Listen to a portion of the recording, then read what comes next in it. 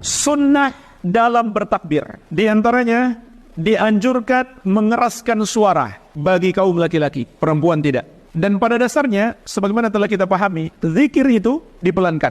Khusus untuk hari-hari ini dikeraskan. Sebagaimana diriwayatkan Al-Bukhari, wa kana Ibnu Umar wa Abu Hurairah yakhrujani ila suq fi ayyamil ashr yukabbirani wa yukabbirun nasu bi takbirihima. Ibnu Umar dan Abu Hurairah keluar menuju pasar di hari-hari 10 pertama bulan Dzulhijjah ini. Mereka berdua bertakbir dan manusia pun bertakbir seperti takbir mereka berdua. Sampai-sampai disebutkan dalam riwayat yang lain, pasar itu seperti bergetar dengan adanya takbir kaum muslimin di 10 hari pertama di bulan Dzulhijjah ini. Ini mungkin termasuk as-sunanu al-matrukah, sunnah-sunnah yang banyak ditinggalkan oleh kaum muslimin. Dulu di masa sahabat, pasar bergemuruh dengan takbir. Sunnah yang lain yang harus diperhatikan dalam bertakbir adalah takbir itu terbagi dua. Takbir mutlak dan takbir muqayyad. Ini dalam Idul Adha. Adapun Idul Fitri hanya ada takbir mutlak, tidak ada takbir muqayyad. Apa itu takbir mutlak? Takbir yang dibaca kapan saja tanpa terkait dengan waktu sholat. Kapan saja, di mana saja, di pasar,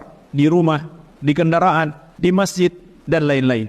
Kecuali tentunya di WC, di tempat-tempat kotor, tidak boleh dilafazkan tapi dalam hati. Yang kedua, takbir muqayyad. Takbir yang terkait dengan waktu sholat, yaitu sholat 5 waktu. Maka dua bentuk takbir ini waktunya beda. Takbir mutlak, waktunya adalah tanggal 1 Dzulhijjah sampai 13 Dzulhijjah, sampai terbenam matahari.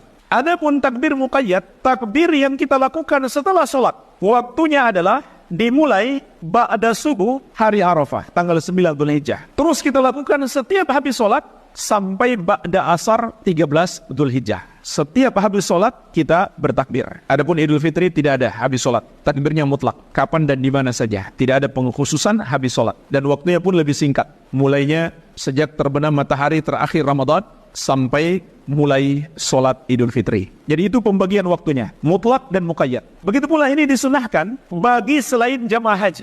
Adapun jamaah haji, yang disunahkan untuk mereka adalah memperbanyak talbiyah. Jadi bukan memperbanyak takbir, tapi talbiyah. Labbaik Allahumma labbaik, labbaik la syarika laka labbaik, innal hamda wa ni'mata laka wal mulk la syarika lak. Nanti masuk tanggal 10 Dzulhijjah, ketika melempar jamrah Aqabah, barulah mereka dianjurkan memperbanyak takbir. Adapun sebelum itu, mereka memperbanyak talbiyah. Tapi boleh mereka padukan dengan takbir, namun talbiyah lebih banyak. Dan jemaah sekalian, kata Syekh Ibnu Baz rahimahullah, ketentuan pembagian takbir mutlak dan muqayyad ini berdasarkan ijma' sahabat. Ini disepakati oleh para sahabat radhiyallahu taala anhum ajmain. Baik.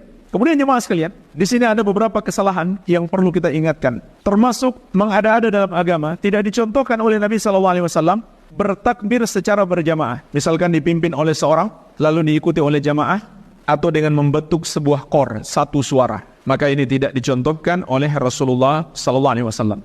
Begitu pula termasuk kemungkaran bertakbir sambil konvoi di jalanan.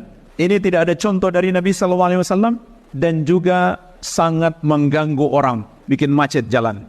Ini dosa besar dengan sengaja membuat macet jalan dengan melakukan amalan yang tidak disyariatkan. Dan yang paling parah adalah bertakbir dengan nyanyian dan alat-alat musik. Bahkan sebagian ulama menyebutkan ini termasuk kekafiran. Tentu orang yang melakukannya karena dia bodoh, dia jahil, mendapatkan uzur. Kita tidak kafirkan. Tapi perbuatannya ini sampai tingkat kekafiran. Kenapa? Karena ini termasuk penghinaan. Karena nyanyian dan musik hukumnya haram. Bagaimana mungkin seseorang bertakbir mengagungkan Allah sambil berbuat maksiat? Ini termasuk kemungkaran yang besar yang banyak dilakukan hari ini. Kemudian jemaah sekalian, lafaz takbir tidak ada lafaz khusus dari Nabi SAW. Hanya saja diriwayatkan dari sebagian sahabat, diantaranya dari Ibnu Mas'ud radhiyallahu anhu, dikeluarkan oleh Imam Ibnu Abi Syaibah dalam musannafnya. Takbir yang diucapkan Ibnu Mas'ud adalah Allahu Akbar, Allahu Akbar, La ilaha illallah, Wallahu Akbar, Allahu Akbar, Walillahil hamd. Jadi Allahu Akbarnya 4 kali, 2 sebelum la ilaha illallah, 2 setelah la ilaha illallah. Tapi setelah la ilaha illallah ada tambahan huruf waw, wallahu akbar. Kemudian ditutup dengan walillahil hamd. Kalau ada yang membaca 3 di awal, tidak mengapa insyaallah, karena kata Syekh Ibnu Utsaimin rahimahullah, di sini terdapat keluasan disebabkan tidak ada dalil khusus dari Nabi SAW tentang lafaz takbir. Allah, pelopor bagian sunnah Asia Tenggara.